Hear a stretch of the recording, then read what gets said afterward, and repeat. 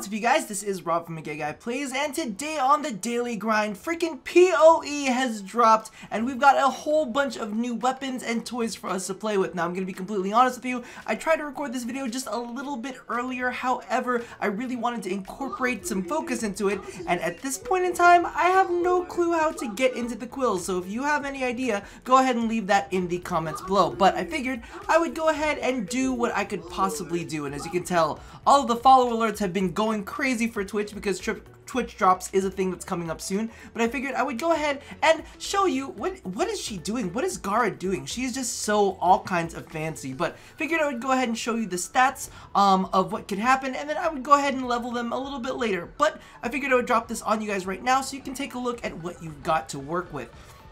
So as you can see right here, we've got Gara, and her armor is 125, energy is 150, health is 100, and so is her shields. Her sprint speed is 1.5, so she's a fast one. I haven't actually put into any mods in her yet, but you do see she has a D aura polarity and 2 V polarities as well. So one of the things that I did want to let you know, they were actually talking about her Shattered Lash, and just so that you're aware, Shattered Lash is actually going to scale off of your melee weapons. So if you have any mods on your melee weapons, they'll actually go ahead and transfer onto your into your Shattered Lash as well, which is really, really nice. Now we're going to take a look at the Estilla. This one is actually going to be highly status based, which is really, really cool. So as you guys know, this is a slug shotgun whose pellets explode upon contact with an enemy. Let's actually see if we can take a look at how it explodes right now.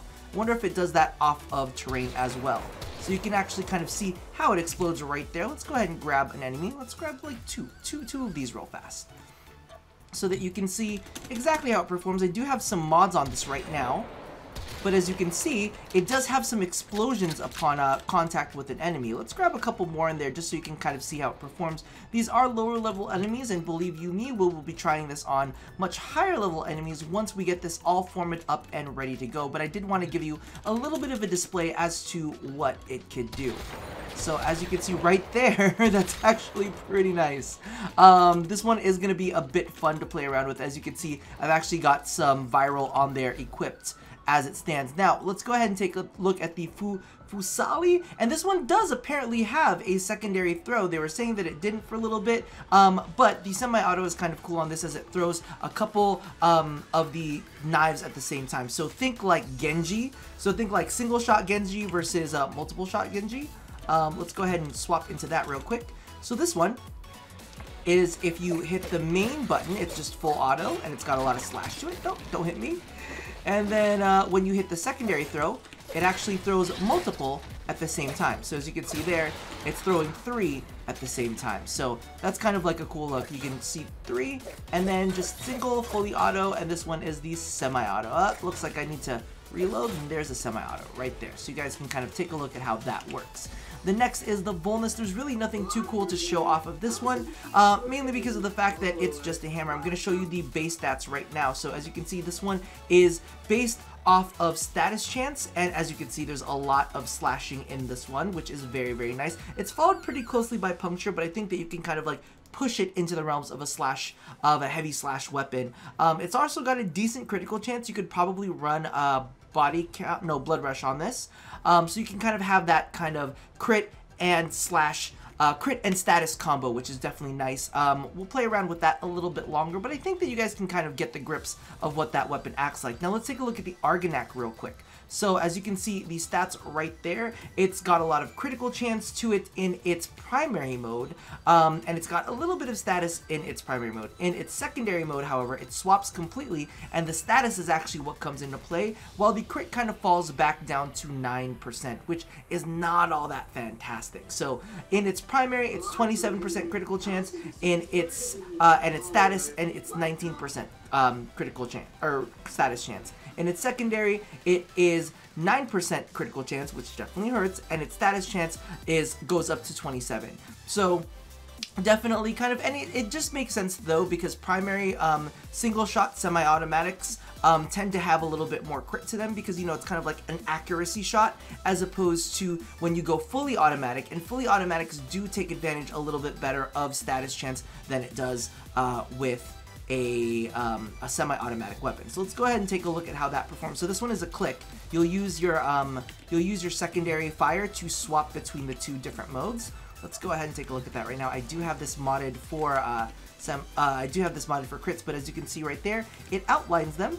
It outlines any enemy that are kind of near the area, and I mean, it's decent. This is like level 20s, but let's go ahead and swap into the semi-auto. And that's not too bad straight out of the gate. That's not too bad straight out of the gate at all. The only thing that kind of sucks that might be a little bit difficult with this weapon is the fact that you're going to have to kind of create a hybrid build so that it works on both. But you never know. Maybe the Argonac is one of those weapons that you're going to want to try to get a unicorn ribbon for, so it kind of balances everything out. Now, let's go ahead and move into the two different versions of the Croaker, which is really interesting. Croaker.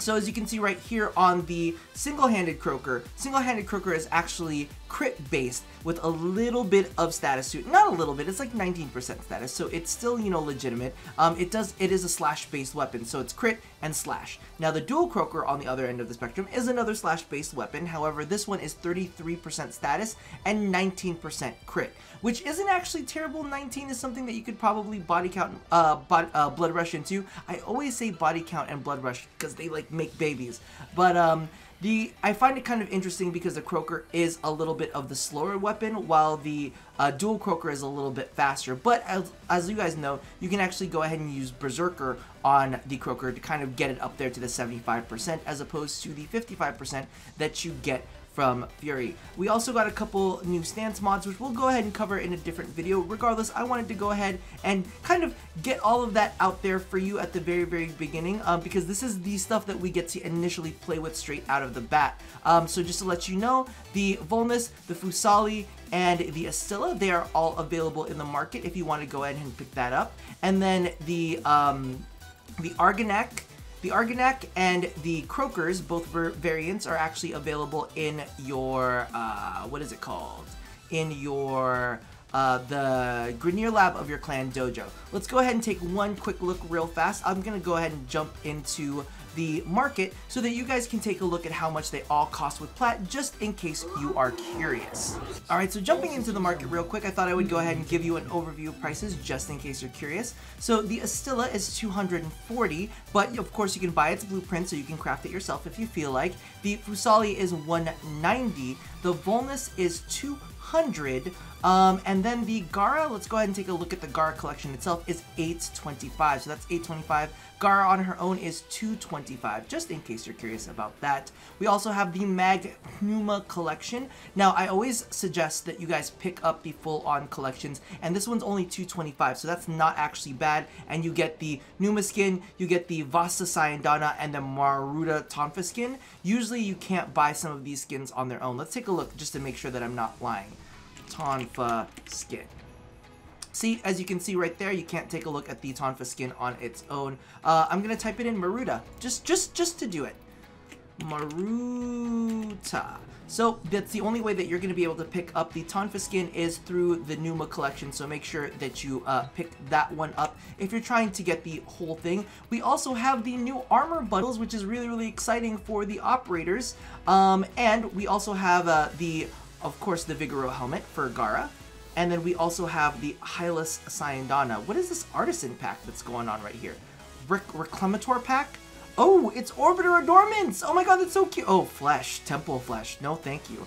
Artisan, beautiful collection of Orbiter Adornments made by Ostron craftspeople. That's actually really, really pretty. I'm into that. And just in case you're looking at the Argonac is 225. The Croaker is 150. There's got to be the Duel Croaker somewhere here, right? Duel Croaker? Duel Croaker. No. I guess the Duel Croaker is not available. K-R-O-K-H-R-O.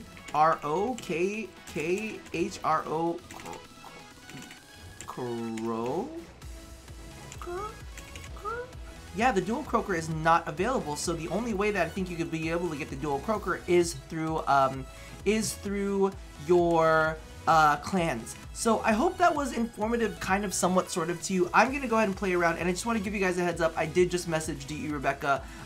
She says that you could just press 5 at the door. I don't know if it's maybe currently a bug that we can't get in, but I tried pressing 5 at the door, just so all of the people that are gonna try to tell me earlier in the video that I was doing it wrong, but I pressed 5 at the door and it did not work.